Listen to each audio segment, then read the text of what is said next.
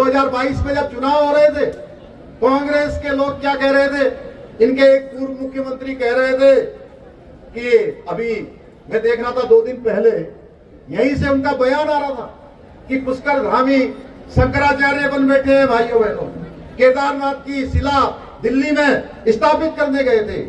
मैं बाबा केदार की सौगंध कसम करता हूँ, मैं सौगंध खाकर कसम खाता हूँ कि मैंने कभी ऐसा काम नहीं किया।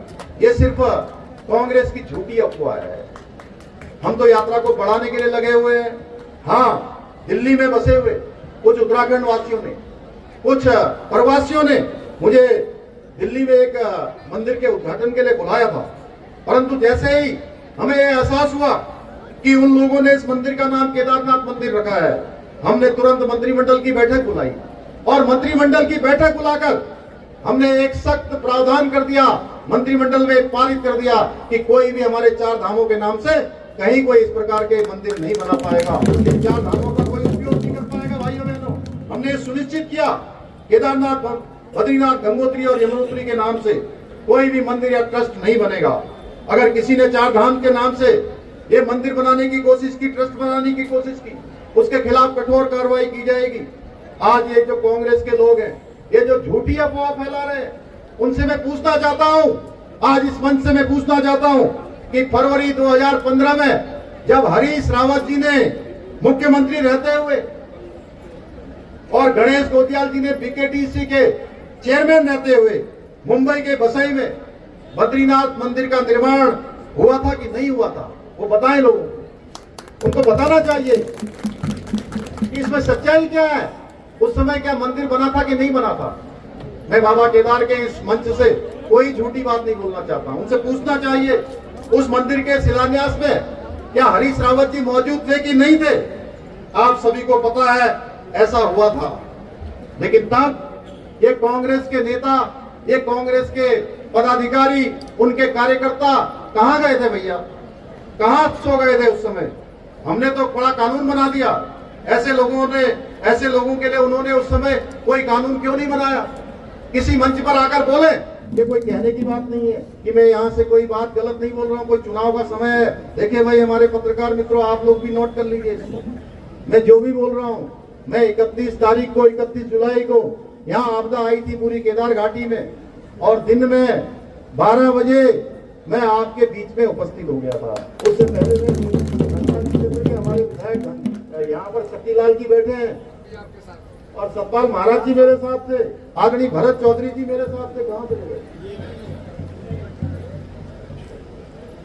12 बजे मैं यहाँ पहुंच गया, सारे यात्रियों को हम लोगों ने निकाला, हम गुप्तकाशी गए, हम लिमचोली में गए और 16,000 से ज्यादा लोगों को हमने उस समय जो फंसे हुए थे, सारे लोगों को एक लोगों को उनके घरों तक पहुंचाने का काम हमारी सरकार ने किया है। भाइयों बहनों, हमने यात्रा को सुचारू करने के लिए इतना सारा तहस नहस हो गई, सारा व्यापारियों के व्यापार प्रभावित हो गए। हमने 9 करोड़ 64 लाख रुपए उनके खातों में भी ट्रांसफर किए हैं। आप सबको याद होगा, कोई भी बात में गलत नहीं बोल रहा हूं भाइयों बहनों, इसको लिख लीजिए। क्यों प्रदीप, सही बात है। हमारी सरकार ने प्रभावितों को मदद पहुंचाने में कोई कोर कसर नहीं छोड़ी है। लेकिन आपको याद होगा 2013 में जब आपदा आई थी तो कांग्रेसी ने उस समय क्या किया था। ये कांग्रेसी जब आपके पास आए तो आप पूछे इनसे, आपने उस समय क्या किया था। कांग्रेस के लोग यहां से भाग खड़े हुए थे। ये लोग राजनीति करने में इतने गिर चुके हैं कि यहाँ के जो आपदा पीड़ित थे उनके लिए जो राहत सामग्री से भरे हुए ट्रक दिल्ली में खड़े रहे, लेकिन कांग्रेसियों ने उन ट्रकों को उत्तराखंड नहीं आने दिया। जानते हैं उत्तराखंड क्यों नहीं आने दिया? मैं याद दिलाने आया हूं आज आप सबको। उन्होंने उत्तराखंड क्यों नहीं आने दिया?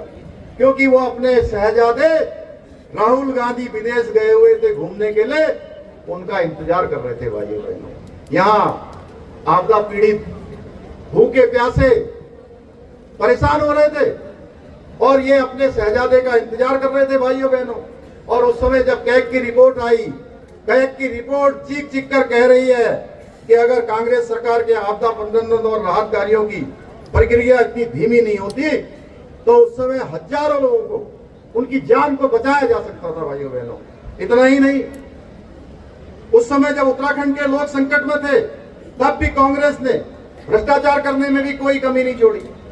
मैं उसमें जाऊंगा तो बहुत लंबा हो जाएगा, केवल मैं आपको स्मरण करा रहा हूं, आपको याद दिला रहा हूं कि इनकी कार्यशैली और हमारी कार्यशैली में कितना अंतर है। हम ग्राउंड जीरो पर आते हैं, स्वयं समीक्षा करते हैं, स्वयं लोगों के बीच में खड़े होते हैं, सुख में दुख में हर समय हम आपके साथ खड़े होते हैं। भाइयों बहनों, जिस पार्टी ने इतनी बड़ी दुर्घटना के समय भी जनता की सेवा नहीं करी, वो पार्टी आपकी कितनी सेवा कर पाएगी, आप स्वयं उसका अंदाजा लगा सकते हैं।